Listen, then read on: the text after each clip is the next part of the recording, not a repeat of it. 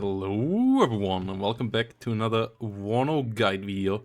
Today we're gonna go over 5 fundamentals that you should focus on when getting into WARNO that will help you getting up your game a bit higher, and 5 things that you really should focus on. And the first one is one of the most important ones, and that is recon. And yeah, let's start here with the recon in this one, as I know a lot of new players underestimate recon because visibility, even with recon, in WARNO feels bad, so a lot of people just cut it and just want to push forward with the units that can deal damage. Recon units are not cost efficient at dealing damage. Recon units uh, are also not card efficient, and so you can't really spam them. But they are really important to protect your other units, and they are usually having 2 functions. The first function is you want to protect all your flanks, especially in 1v1, and have them covered. It doesn't mean that you have to cover everywhere. You can, for example, if you don't want to cover here and check around this flank, that area of the map you can leave empty, but then you have to still have something here or here just so that nobody can really get easily through you. So you can create a smaller bubble, but yeah, you want to have it so that this one here covers all the area over here. Next one covers the next area, this one covers all of this, and then this one here covers all of this, and the one on the right here could be moved around to cover this area here around. And then the second one is you will always want to have a recon unit with your pushes. Like when you move with tanks and you move them forward, you want to have a recon unit that stays around somewhere close to them, like a Lux or like a Jägeraufklärer that moves with them. Usually something like a Lux that is slightly armored, or a beefy infantry unit. A recon unit like the Jägeraufklärers are the best tools for this, as otherwise ATGMs, especially when you push with armor, will just take you apart because you can never spot them. But if you push them with the tanks, then the tanks will get to shoot back and kill whatever shoots them, and stay cost efficient and really use their numbers. Otherwise they won't be able to use their numerical advantage, which is the only time when you really want to push, and they will just get killed.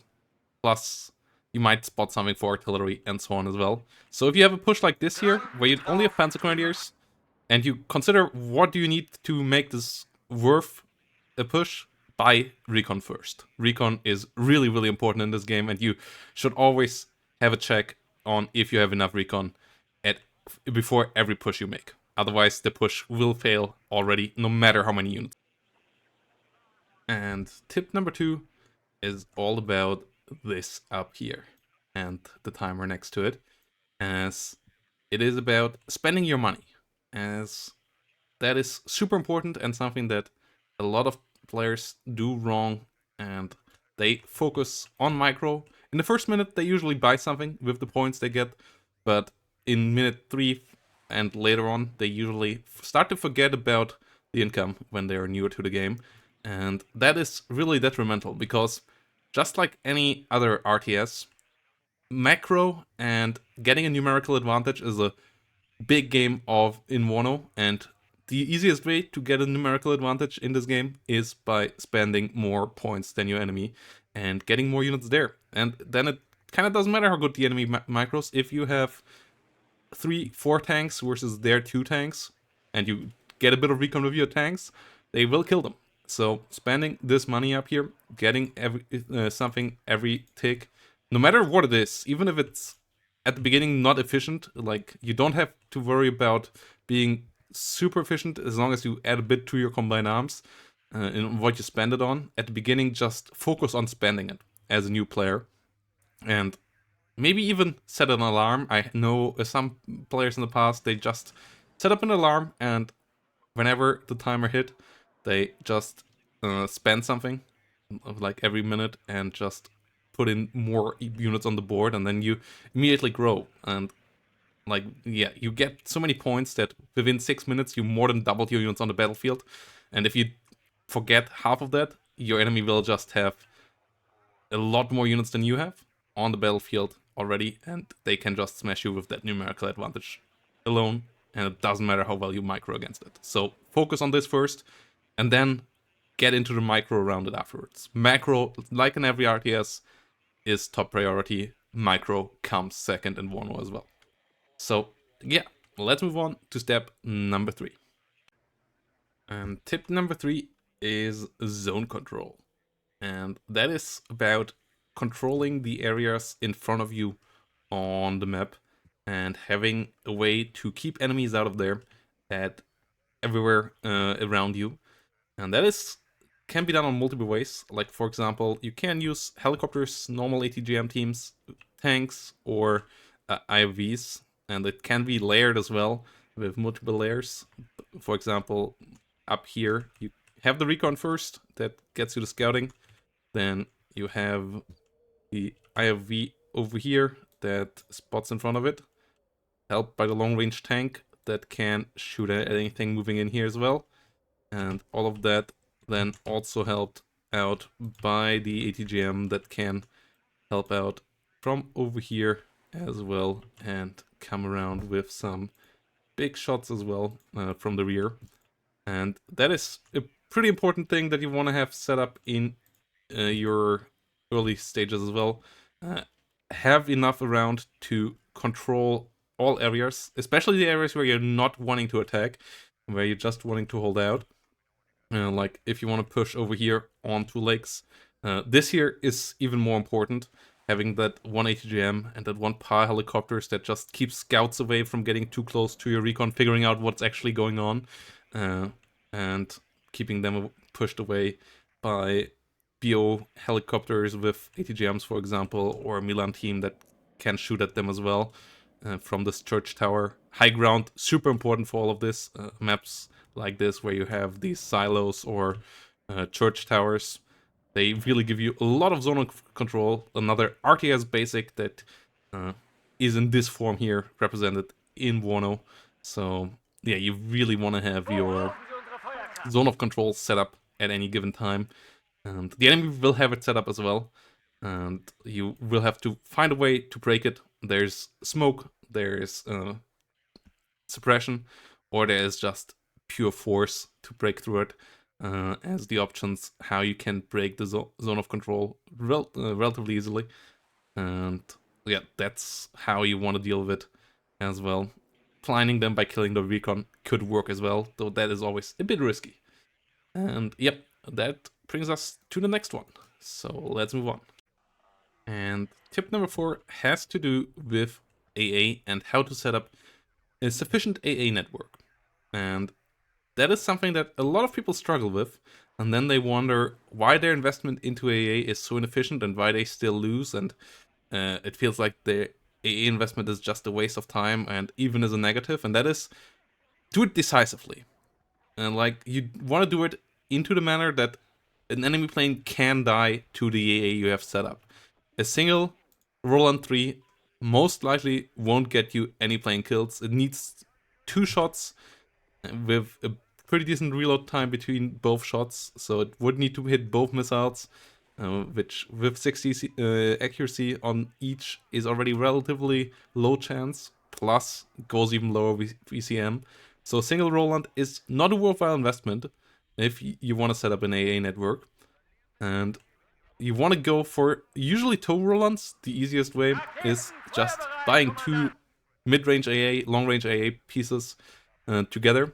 Though with iHawks, for example, that is pretty pricey, and you might not have the availability for it. So in those cases, you want to go for a Spark and the long range. Especially with iHawks and so on, that is really efficient because they deal 8-9 damage. And then the Gepard or the other Sparks only have to deal 1 more damage to the enemy plane. They usually want to be a bit further forward than the long-range missile to kill it off, and they are pretty reliant on that. So that combination can work out as well. Multiple Sparks can work out as well. Works out obviously really well against helicopters as well, but can kill off planes as well. Like triple Gepard, any plane flying over that dies quite quickly as well. And yeah, manpads are the only exception where you want to sometimes have them in lower numbers, and that's because then they're not anti-plane, but anti-helicopter, just to zone enemy helicopters out. And then they can sometimes help out with a single Roland, especially with these Fliegerfaust Roland combos, and also with the some of the packed combos. It's Roland having 6 damage and then the Fliegerfaust having 4 damage, so the combination can be deadly as well with 10 damage combined. But for that you need a lot of manpads, so that one of the manpads at least hits, and then you can put a single Roland behind it. With a 1-1 combo, you usually won't get kills either, so that is still not worthwhile getting a Roland here. If you would have 3-4 Fliegerfausts here, then the Roland might be worthwhile and actually can get you kills and help you getting those kills. Because, yeah, an AA network that doesn't get kills over the long time is just really inefficient. Your stuff will still get bombed, you will have less units on the front line. It's sometimes then just better to invest more units on the front line, or wait until you can get 2 AA pieces, 3 AA pieces at once, to make sure the enemy planes actually die when they try to hit you. So yeah, that's number 4. Let's get to the final one. And tip number 5 is all about the early stages and a game plan. You should always have a game plan when you go with a division into a map.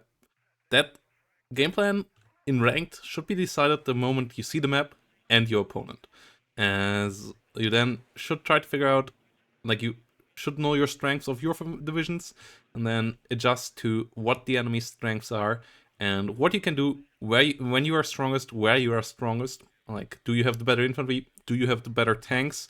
And how you can handle that. Like, for example, as you can see on the screen right now, with that tier list, there's just rush divisions, there's early game divisions, there's mid game divisions, there's late game divisions. 2nd Panzergrenadier is a relatively mid game division with some early potential.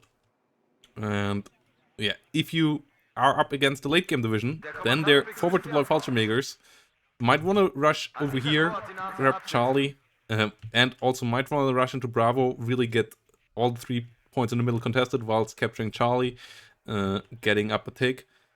And if you're up against the enemy forward deploy division though, instead of going here, you might want to give up Charlie, focus on Foxtrot and holding Alpha, and send your forward deploy just here to protect the edge of the town here, to not let the enemy into Alpha. Send your forward deploy instead of all the way in here, only here, or maybe even back here, to hold up enemy pushes if they are, for example, TKS or so. And yeah, if you're up against the tank division, you might want to play more around here because you have more infantry than they do. You have cheaper stuff that can go through there. And if you're up against a division that doesn't have many tanks, your Leopards and co, for example, could just win here. Obviously, with divisions that are higher in the spectrum or lower in the spectrum, like more rush or more late game divisions, it's easier to decide what your game plan is, but it's also easier to read what your gameplay is usually for your opponent. So the mid-tier divisions are a bit easier to play because the enemy has a harder time actually knowing what you're gonna do. So yeah, that's the balance there, and that's an RTS thing that you always need to have set up as well, no matter the RTS. And here the game plan is especially evolving around the matchups and the strengths and weaknesses of your division from the get-go, and where you want to deploy and how you want to deploy. So yeah, I hope you enjoyed this video. I hope you found tips helpful. Let me know down below what you think about it. If you want to have more videos like this, let me know down below as well. And if you have any more tips for new players, put them down there as well. Hope to see you next time, guys. Bye bye, and have a great day.